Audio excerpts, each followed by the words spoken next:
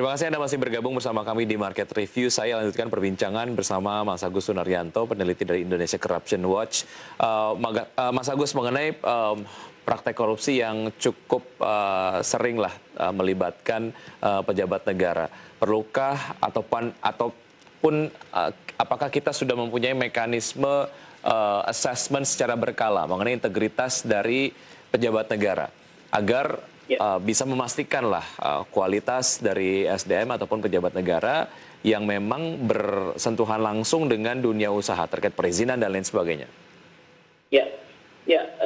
Selain yang di internal kementerian lembaga termasuk pemerintah daerah, mereka juga punya pengawas internal ya, atau kita biasa sebut dengan inspektorat yang seharusnya secara periodik tahun ke tahun melakukan pengawasan terhadap kinerja aparatur birokrasi, bukan hanya di level yang rendah tapi juga di level yang atas gitu ya. Tapi di luar itu juga sebenarnya ada lembaga-lembaga kuasi negara yang memonitor kinerja pemerintah, misalnya terkait dengan perizinan, pelayanan, itu biasanya dilakukan oleh ombudsman gitu ya.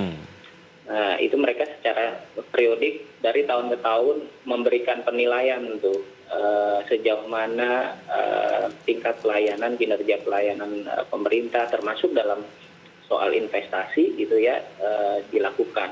Nah, kemudian juga terkait dengan keterbukaan informasi, sejauh mana informasi yang disampaikan kepada publik itu sudah memenuhi kriteria atau belum, sudah terbuka atau belum, itu dilakukan oleh Komisi Informasi Pusat.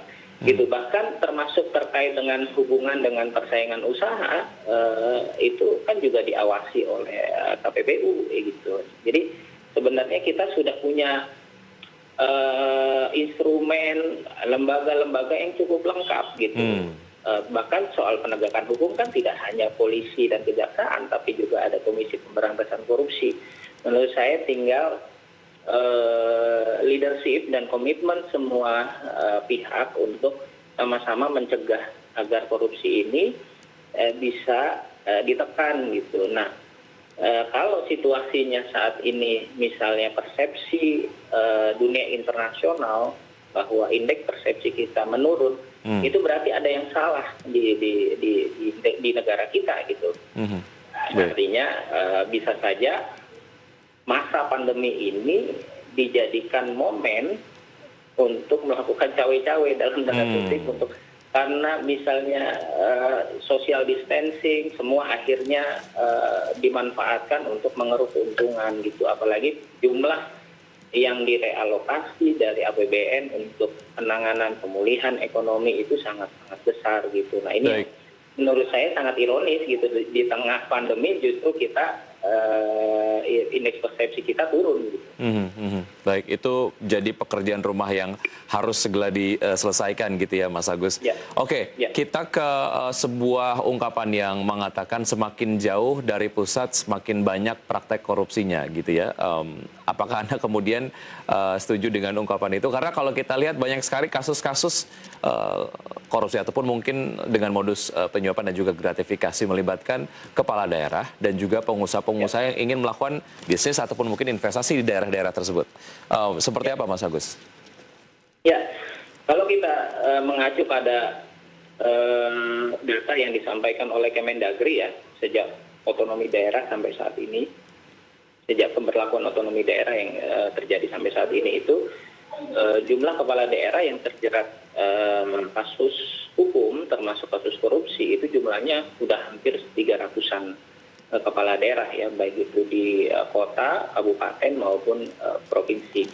Ini kan satu hal yang ironis karena semangat dari otonomi daerah kan sebenarnya mendekatkan pelayanan kepada masyarakat gitu. Jadi kekuasaan itu didekatkan kepada masyarakat agar kekuasaan itu bisa memberikan pelayanan yang lebih optimal kepada warganya, meningkatkan kesejahteraan gitu. Nah, tapi justru yang terjadi justru dihegemoni oleh kepala daerah tersebut. Kepala daerah justru memanfaatkan situasi itu untuk kepentingan dirinya dan keluarganya bahkan kelompoknya. Nah, ini yang yang pada akhirnya kesejahteraan yang dicita-citakan dari otonomi daerah itu tidak berjalan secara optimal. Bahkan kalau kita lihat dari kasus terakhir ya yang terjadi di gubernur di Provinsi Sulawesi Selatan, di mana Pak Gubernurnya Pak Nurdin Abdullah itu ternyata kan belakangan ditetapkan sebagai tersangka gitu. Nah, orang yang selama ini dicitrakan sebagai sosok yang inovatif, sebagai sosok yang anti korupsi, tokoh perubahan, ternyata pada akhirnya menjadi bagian dari praktek korupsi itu sendiri. Nah, ini yang sangat dilematis gitu, sangat ironis, dan menurut saya ini jadi tantangan berat ke depan gitu ya, karena orang pasti akan berpikir tuh, orang yang selama ini anti korupsi, orang yang dianggap inovatif juga akhirnya korupsi gitu. Artinya orang tersebut mungkin tidak punya daya tahan. Nah, ini jadi tantangan berat buat kita-kita yang kerja-kerjanya di upaya-upaya pemberantasan korupsi, karena dicitrakan pada akhirnya jadi citra buruk. Ah, itu mungkin karena belum kenal uang saja gitu. Nah, itu yang menurut saya harus dibangun kembali persepsi bahwa komitmen terhadap anti korupsi itu tidak cukup dengan mendapatkan awarding atau penghargaan anti korupsi, tapi yang paling penting adalah tetap konsisten untuk melakukan upaya pencegahan dan mendorong tata kelola pemerintah di daerah itu terus transparan dan akuntabel kepada warganya. Gitu. Baik, politik dinasti di pusat dan juga daerah ini juga Anda melihat memunculkan kemungkinan terjadinya banyak kasus-kasus korupsi, Mas Agus? Ya. Ya, kalau kita melihat dari beberapa daerah yang belakangan terjadi kan seperti itu ya. Misalnya di Banten gitu ya. Gimana Gubernur Atut, kemudian adiknya Wawan itu kan terjerat kasus korupsi. Artinya semakin kekuasaan itu dikuasai oleh keluarga, menjadi dinasti, menurut saya kontrolnya juga menjadi sangat lemah gitu. Dia bisa menguasai fenomena yang terjadi di Banten atau di beberapa daerah lain. Itu kan jelas sekali bagaimana daerah-daerah lain itu dikuasai oleh keluarga-keluarganya gitu. Dan masyarakat pada akhirnya tidak bisa berbuat apa-apa karena praktek ketika mau melakukan kontrol bisa ditekan, bisa diintimidasi dan lain-lain gitu. Baik. Ini yang menurut saya jadi pelajaran nih. Karena kan kita lihat justru Pak Jokowi sekarang juga tidak lepas dari itu ya. Di Solo maupun di Medan, menurut saya sih harusnya kita berharap Pak Jokowi bisa memberikan contoh gitu, tidak mendorong keluarganya untuk jadi kepala daerah gitu. Ya. Tapi kalaupun sekarang sudah jadi, menurut saya juga sekarang saatnya memberikan contoh keluarganya untuk benar-benar memimpin daerahnya. Buktikan kepada publik bahwa mereka bisa menjadi kepala daerah yang anti korupsi, bisa menjadi kepala daerah yang benar-benar bisa mensejahterakan rakyatnya. Baik, ya, Mas Agus, mengenai keberadaan dari kasus korupsi, kalau kita lihat upaya-upaya dari pemerintah sendiri untuk menekan panjangnya birokrasi, berbelitnya birokrasi dan lain sebagainya, sudah ada upaya lah. Salah satunya adalah mengenai online single submission dan juga beberapa hal yang bisa dilakukan secara online. Tapi nyatanya memang kasus korupsi yang berkaitan dengan birokrasi dan lain sebagainya ini masih saja terjadi.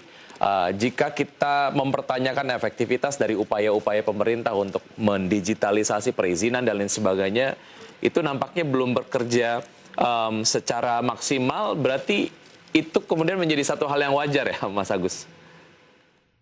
Ya, sebenarnya sih kita tidak boleh mentolerir ya adanya penyimpangan gitu ya dalam bentuk apapun, bahwa ada upaya-upaya yang belum berjalan secara optimal. Ya, kita harus melihat analisis di mana sebenarnya tidak berjalannya kebijakan atau program tersebut. Apakah persoalannya dari sistemnya atau dari personalnya dalam kerangka leadership ya, kepemimpinan. Karena kalau kepemimpinannya lemah, dia tidak bisa memberikan contoh, tidak bisa memberikan, tidak punya komitmen anti korupsi yang kuat, ya pada akhirnya sistemnya yang sebagus apapun tidak berjalan gitu.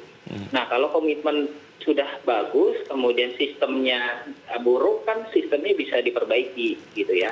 Nah, ini harus sinkron menurut saya antara sistem yang ada dengan kepemimpinan.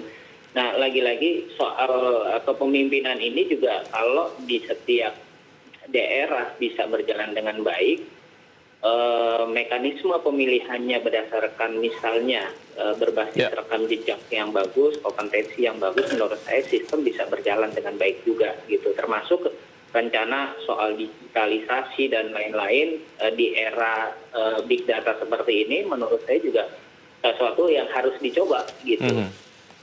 Tinggal bagaimana kita mengoptimalkan itu agar itu bisa berjalan efektif. Ya, yang paling penting adalah semua stakeholders pergerakan anti korupsi di Indonesia, apakah itu masyarakat, ICW, KPK dan lain sebagainya, ini tidak lelah untuk terus mengawasi dan juga mengawasi lah ya dari berbagai macam praktek korupsi dan juga mungkin ada suap dan lain sebagainya. Mas Agus, terima kasih sudah bergabung bersama kami di Market Review. Sukses selalu, sehat selalu Mas Agus. Ya, pemirsa, baik, tetap di Market Review saja kami akan kembali dengan perbincangan mengenai digital marketing menjadi sebuah strategi untuk terus mengembangkan bisnis. Usaha jeda berikut ini.